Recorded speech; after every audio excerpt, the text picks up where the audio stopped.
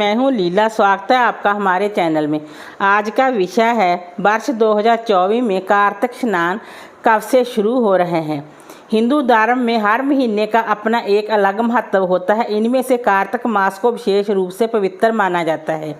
इस महीने में भगवान श्री हरि विष्णु की पूजा आराधना का विशेष विधान होता है। कार्तिक स्नान भी उसी का एक हिस्सा है जो भगवान श्री हरि विष्णु और पवित्र नदियों खासकर गंगा जी की पूजा का एक पवित्र अनुष्ठान है। आइए जानते हैं कार्तिक स्नान कब से कब तक है। कार्तिक स्नान हर साल कार्तिक मास में ही किया जाता है। हिंदू कैलेंडर के अनुसार यह महीना आमतौर पर अक्टूबर और नवंबर महीनों में पड़ता है।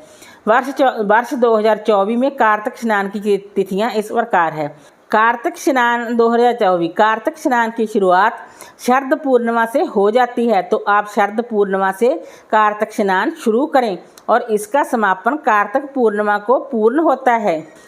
कार्तिक स्नान की शुरुआत होगी 17 अक्टूबर 2024 को और कार्तिक स्नान का समापन होगा 15 नवंबर 2024 को। इस पूरे महीने के दौरान श्रद्धालु पवित्र नदियों में स्नान करके और भगवान श्री हरि विष्णु की पूजा करके पुण्य फल प्राप्त करते हैं। आइए जानते हैं कार्तिक स्नान कैसे करें। कार्तिक स्नान करने वाले व्यक्ति को शरद पूर्णिमा से कार्तिक स्नान शुरू कर देना चाहिए और फिर पूरे कार्तिक मास में रोजाना नियम के अनुसार सूर्योदय से पूर्व उठकर अपने घर के आसपास के किसी पवित्र नदी अथवा तालाब में स्नान करना चाहिए। यदि आपके घर के आसपास पवित्र सरोवर या नदी है तो आप उसमें स्नान कर सकते हैं। कार्तिक स्नान सूर्योदय से पूर्व तारों की छांव में स्नान करना चाहिए, यानी कि अंधेरे में ही स्नान करना चाहिए। स्नान के बाद में भगवान श्री हरि विष्णु जी की पूजा करनी चाहिए।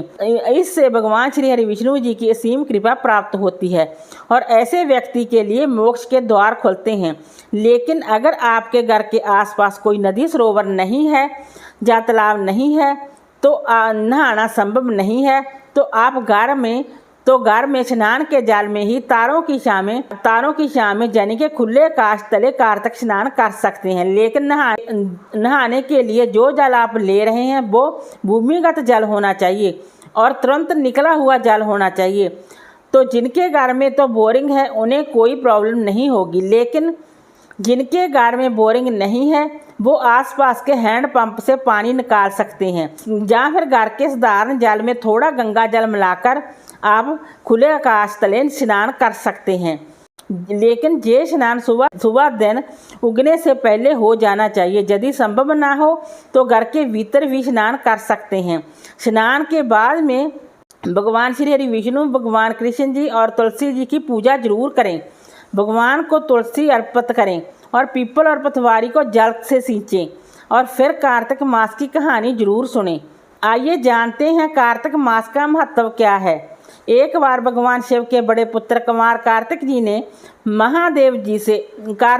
भी महादेव शिव से यही सवाल किया। उन्होंने भगवान शिव से पूछा कि कार्तिक मास को सबसे पुण्यदायी मास क्यों कहा जाता है। इस बार भगवान शिव ने कहा कि सुनो पुत्र, नदियों में जैसे गंगा सर्वश्रेष्ठ है, सभी देवी देवताओं और भगवानों में भगवान श्री हरि विष्णु श्रेष्ठ हैं, ठीक उसी प्रकार सभी मास में कार्तिक मास श्रेष्ठ है। इस मास में भगवान श्री हरि विष्णु संभव जल के अंदर निवास करते हैं, इसलिए कार्तिक मास में किसी भी नदी सरोवर में विष्णु भगवान की पूजा और साक्षात्कार का पुण्य लाभ मिलता है। तो आइए जानते हैं कार्तिक मास में क्या करना चाहिए और क्या नहीं करना चाहिए।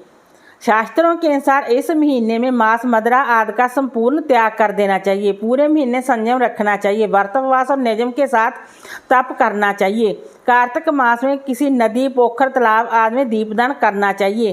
कार्तिक मास में तुलसी पूजन करना चाहिए। तुलसी जी का नियम से पूजन के बाद प्रसाद स्वरूप सेवन करना चाहिए। कार्तिक स्नान करने वाले व्यक्ति को भूमि पर शयन करना चाहिए। जनी के पलंग पर नहीं सोना चाहिए। कार्तिक महीने में केवल नरक चतुर्दशी के दिन ही शरीर पर तेल लगाना चाहिए। अन्य दिनों में तेल नहीं लगाना चाहिए। कार्तिक मास में दालें जैसे चना, मूंग, मसर, उड़द, मटर, राई आदि नहीं खाना चाहिए। कार्तिक स्नान करने वाले व्यक्ति को तपस्वी के समान व्यवहार करना चाहिए, यानी वो कम बोले, किसी की निंदा या विवाद ना करें। मन पर संयम रखें। पूजा के बाद कहानी जरूर से सुननी चाहिए। तो दोस्तों, उम्मीद करती हूँ कि आप सभी को कार्तिक स्नान की ये सारी जानकारी पसंद आई होगी। अगर आपको जानकारी अच्छी लगी हो तो प्लीज़ वीडियो को लाइक कीजिए, शेयर कीजिए, सब्सक्राइब कीजिए। Thanks for watching this video.